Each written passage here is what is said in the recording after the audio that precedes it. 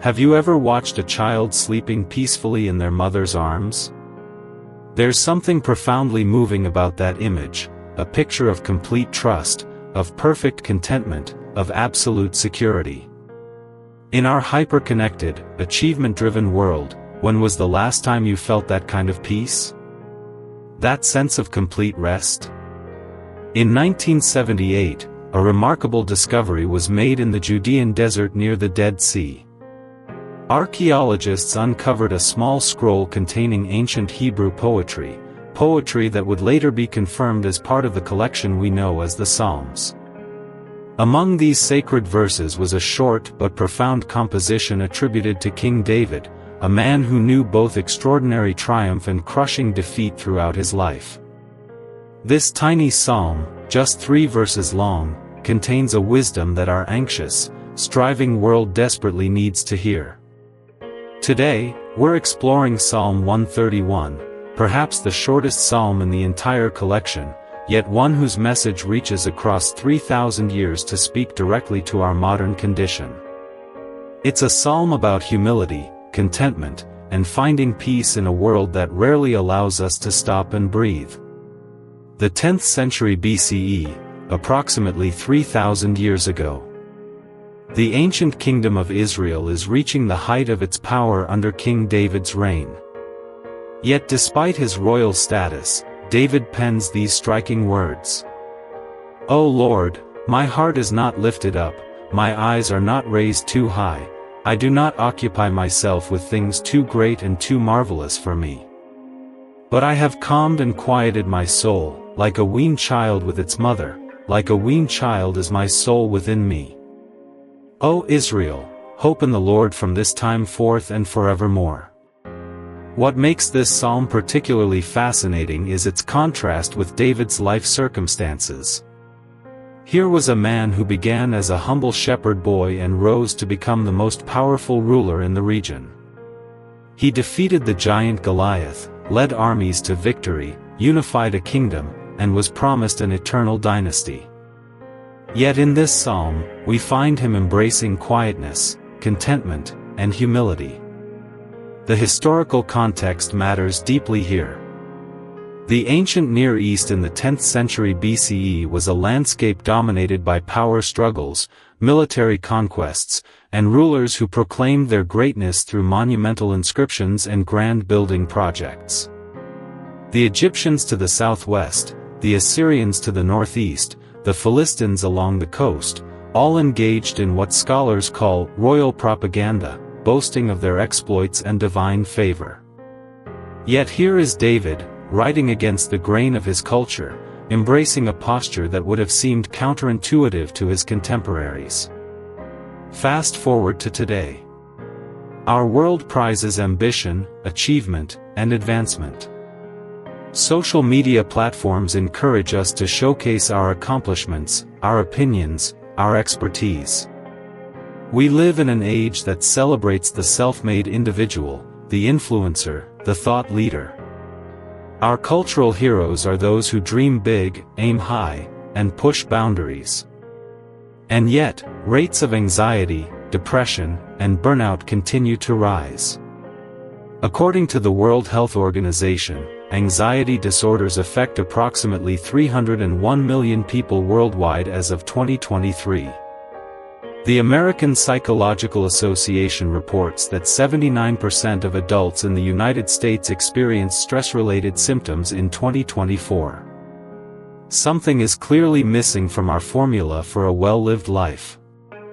This is where the ancient wisdom of Psalm 131 speaks with surprising relevance. Let's examine each verse more closely to understand its profound message. O Lord, my heart is not lifted up, my eyes are not raised too high, I do not occupy myself with things too great and too marvelous for me. The Hebrew word translated as lifted up here is gava, which carries connotations of pride, arrogance, and self-exaltation. In ancient Hebrew thought, the heart represented the center of one's being, the seat of intellect, emotion, and will. So when David says his heart is not lifted up, he's describing a fundamental orientation of his entire person. Biblical scholars point out that this is not merely a statement about feeling humble, it's an active posture that David has chosen to adopt. The 12th century Jewish commentator Ibn Ezra suggests that David is deliberately rejecting the temptation to think too highly of himself despite his elevated status. Consider what this might mean in our contemporary context.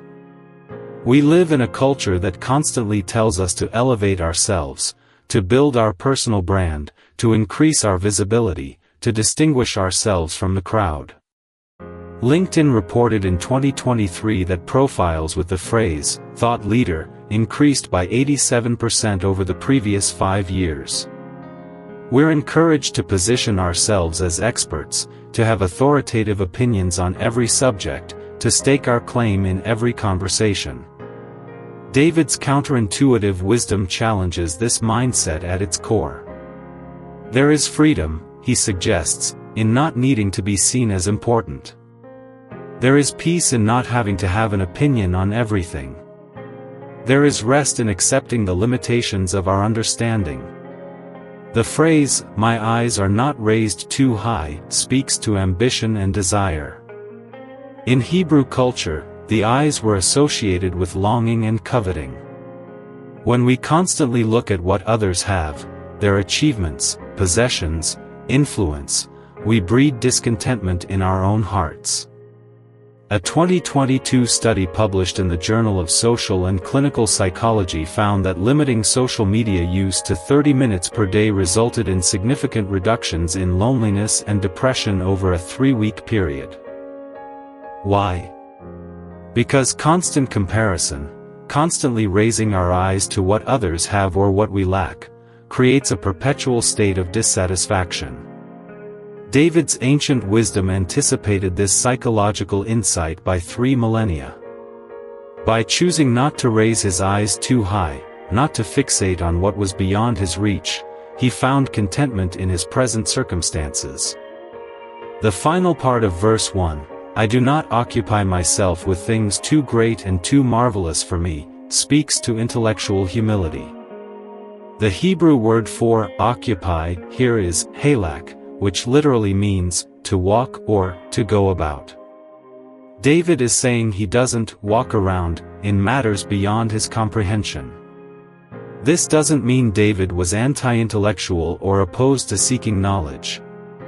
Rather, it suggests he recognized the boundaries of human understanding. There are some mysteries, about God, about life, about the universe, that exceed our capacity to fully grasp. In our information age, we're bombarded with data, opinions, and conflicting expert advice on virtually every subject. We feel pressure to be informed about everything from geopolitics to quantum physics, from economic theory to the latest medical research. The result is often information overload and decision paralysis. A 2021 report from the Reuters Institute found that 41% of people actively avoid the news sometimes or often because it has a negative effect on their mood. We're drowning in information yet starving for wisdom. David's ancient counsel offers us permission to say, "I don't know," to acknowledge the limits of our understanding, and to release ourselves from the burden of needing to comprehend everything. There is humility, and wisdom, in recognizing what lies beyond our intellectual grasp. Now let's turn to the second verse, which contains perhaps the most beautiful image in the entire psalm. "But I have calmed and quieted my soul, like a weaned child with its mother, like a weaned child is my soul within me." The contrast is striking. After describing what he doesn't do, lift up his heart, raise his eyes too high, occupy himself with matters beyond him, David now describes what he does do, he calms and quiets his soul. The Hebrew words used here are shava, to level or make smooth, and damim, to be silent or still. These aren't passive states but active choices. David isn't describing something that happened to him by chance, he's describing a practice he deliberately cultivated. Biblical historians note that in the ancient Near Eastern context, kings were expected to project strength, confidence, and control at all times. Vulnerability was seen as weakness. Yet here is David, Israel's greatest king, describing an interior practice of cultivating calm and quiet, a radical departure from the royal ideology of his time. The metaphor David chooses is profoundly intimate, like a weaned child with its mother. To appreciate the depth of this image, we need to understand what weaning meant in ancient Hebrew culture. In David's time, children weren't typically weaned until they were 2 or 3 years old, sometimes even older. The weaning process was a significant transition, marking the end of a child's complete dependence on their mother for nourishment. Archaeologists studying ancient Israelite family life tell us that weaning was often marked by a celebration, recognizing the child's development to a new stage of maturity. A weaned child no longer comes to its mother primarily seeking food. Instead, the child comes simply for presence, comfort, and relationship. There's a contentment that wasn't possible during the earlier stage of urgent need and dependency. This is the image David uses to describe his relationship with God. He has moved beyond a relationship based primarily on what God can give him or do for him.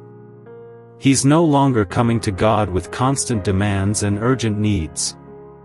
Instead, he's learned to simply rest in God's presence, to enjoy the relationship for its own sake. Dr. Ellen Davis, professor of Bible and practical theology at Duke Divinity School, suggests that this image represents spiritual maturity. It's the difference between a frantic, demanding faith and a quiet, trusting one. It's the difference between seeing God primarily as a means to our ends and learning to rest in God's presence as an end in itself. This image speaks powerfully to our current moment. We live in a culture of perpetual urgency. Our devices ping with constant notifications. Our calendars are packed with back-to-back commitments. Our to-do lists never seem to end. Even our leisure is often characterized by a restless pursuit of the next experience, the next achievement, the next distraction. The American Institute of Stress reported in 2024 that 77% of people regularly experience physical symptoms caused by stress, and 73% experience psychological symptoms. We are, quite literally, making ourselves sick with our inability to calm and quiet our souls. What would it look like to cultivate the spiritual practice David describes? To calm and quiet our souls in the midst of our hectic lives? To find contentment in simply being rather than constantly doing or achieving? Contemporary neuroscience offers fascinating insights into the physiological benefits of practices that calm and quiet the mind. A 2023 study published in the journal Nature found that just 15 minutes of mindfulness meditation activates the parasympathetic nervous system, our rest and digest mode, reducing cortisol levels and lowering blood pressure. But David's image goes beyond mere stress reduction techniques. The weaned child with its mother suggests a relationship of profound trust and security. It's not just about managing symptoms of stress, it's about addressing the root cause, our fundamental insecurity and restlessness. Psychologists who study attachment theory tell us that secure attachment in childhood creates the foundation for emotional well-being throughout life. Children who know they are unconditionally loved and accepted develop what psychologists call internal working models that help them navigate challenges with resilience. David's metaphor suggests that he has developed this kind of secure attachment with God, an unshakable confidence that he is loved, that he belongs, that he is secure regardless of external circumstances. This is what allows his soul to be calm and quiet, like a weaned child with its mother. The psalm concludes with a brief exhortation. O Israel, hope in the Lord from this time forth and forevermore. Having shared his personal experience, David now extends an invitation to his entire community. The Hebrew word for hope here is yahal, which carries connotations not just of wishing but of confident expectation. It's trust based on experience, not blind optimism. Historical context helps us understand why this conclusion is so powerful. The ancient Israelites lived in a precarious geopolitical situation, surrounded by powerful empires that threatened their existence. Their history was marked by slavery in Egypt, wandering in the wilderness, wars with neighboring peoples, and internal divisions. In such circumstances, where could they place their hope? In military strength? In diplomatic alliances? In economic prosperity? David points them to a more secure foundation: hope in the Lord, in the God who had demonstrated faithfulness throughout their history. Our circumstances today may look different on the surface, but the fundamental human question remains: where do we place our hope? In financial security? In professional success? In relationships? In politics? In technology? All of these, while good in themselves, prove ultimately inadequate as sources of lasting security and peace. The COVID-19 pandemic that began in 2020 offered a stark reminder of how quickly our sense of control and security can be shattered. Systems and institutions we trusted proved fragile. Plans and expectations had to be abandoned or radically revised. Many people found themselves confronting existential questions they had previously been able to avoid. David's ancient wisdom speaks directly to our contemporary anxiety. True hope, hope that can sustain us through uncertainty and change, must be anchored in something more permanent than our circumstances, more reliable than our accomplishments, more enduring than our momentary successes or failures. So what practical wisdom can we draw from this ancient psalm for our lives today? First, Psalm 131 invites us to embrace humility, not as self-deprecation or false modesty, but as an honest recognition of our limitations and proper place in the world. This means releasing the exhausting pressure to appear knowledgeable about everything, to have an opinion on every issue, to position ourselves as experts or authorities. There is freedom in saying, "I don't know," or "that's beyond my understanding." Second, this psalm challenges us to examine what truly drives our ambitions. Are we constantly striving for more success, more recognition, more influence, more wealth, because we believe these things will finally bring us the peace and security we crave? David suggests a counterintuitive truth. True contentment comes not from reaching higher but from learning to be satisfied where we are. Third, David offers us a powerful image of spiritual maturity, moving from a relationship with God based primarily on what we can get to one based on simple presence and trust. This represents a profound shift from seeing God as a means to our ends to experiencing the divine relationship as an end in itself. In practical terms, how might we incorporate this ancient wisdom into our daily lives? Consider establishing regular digital Sabbaths, periods where you disconnect from devices, news cycles, and social media to create space for quiet reflection.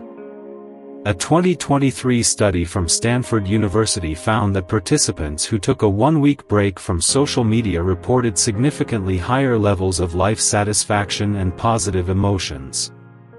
Practice saying, "I don't know," when confronted with questions or issues beyond your expertise. Release yourself from the pressure to have authoritative opinions on everything. Embrace the humility of recognizing the limits of your knowledge and understanding. Experiment with contemplative practices like centering prayer, meditation, or mindful walking that help calm and quiet your soul. These ancient practices have been part of spiritual traditions for millennia precisely because they address our fundamental human need for interior peace. Examine your ambitions and desires. Ask yourself, what am I striving for, and why? What do I believe this achievement will give me that I don't already have? Is it possible that the peace and security I'm seeking cannot be found through accomplishment or acquisition? Perhaps most importantly, reflect on David's powerful metaphor of the weaned child with its mother. What would it look like for you to rest in divine presence with that kind of simple trust and contentment? How might your relationship with God mature from one based primarily on petition and need to one characterized by secure attachment and peaceful presence? The 16th century mystic Teresa of Avila wrote that, "The soul at rest needs nothing more than to remain in God's presence." This echoes David's insight from thousands of years earlier, that true peace comes not from ascending to greatness but from descending into quiet trust. As we conclude our exploration of this ancient psalm, let's remember that its wisdom has endured for 3 millennia precisely because it speaks to something timeless in the human condition. In every age, humans have struggled with ambition and humility, with restlessness and contentment, with anxiety and peace. David's words cut across cultural and historical boundaries to address the universal human longing for rest, not just physical rest, but a deeper rest of the soul. In our age of perpetual noise, endless striving, and chronic anxiety, perhaps this tiny psalm holds exactly the wisdom we most desperately need. Like a weaned child with its mother, this is the image that has spoken to spiritual seekers across cultures and centuries. It reminds us that true peace is not found in grandiose achievements or exhaustive knowledge but in the simple trust that we are held, that we belong, that we are loved. May you find moments in your own life to calm and quiet your soul. May you discover the freedom that comes from releasing yourself from the burden of having to know everything and accomplish everything. May you experience the profound contentment of simply being present, with yourself, with others, and with the divine presence that holds all things. In a world that never stops, that constantly demands more of your attention, your energy, your striving, may you find the courage to embrace the countercultural wisdom of Psalm 131. May you discover what David discovered 3,000 years ago, that there is profound peace in humility, in contentment, in quieting your soul like a weaned child with its mother. In the end, perhaps the most remarkable thing about this psalm is not just its timeless wisdom but its brevity. In just 3 verses, mere sentences, David captured an insight that our verbose and complicated world desperately needs to hear. True peace doesn't come from having all the answers or reaching all our ambitions. It comes from learning to rest in presence, to trust like a child, to hope in something more enduring than our circumstances. And in that simple truth lies a profound invitation, to lay down our striving, to quiet our souls, and to discover the peace that has been waiting for us all along. Before you go, I want to personally invite you to be part of our growing community here at Prayer Universe. If this video touched your heart or brought you peace, take a moment to hit that subscribe button and turn on notifications so you never miss a prayer or message that can uplift your spirit. But most importantly, I'd love to hear from you. In the comments below, share just one word or phrase of motivation that this video inspired in you, whether it's hope, gratitude, peace, or something else. Your words matter deeply to us because they help guide the content we create for this channel. Together, let's build a space filled with faith, encouragement, and connection. Thank you for being here, and remember, every prayer counts. See you in the next one.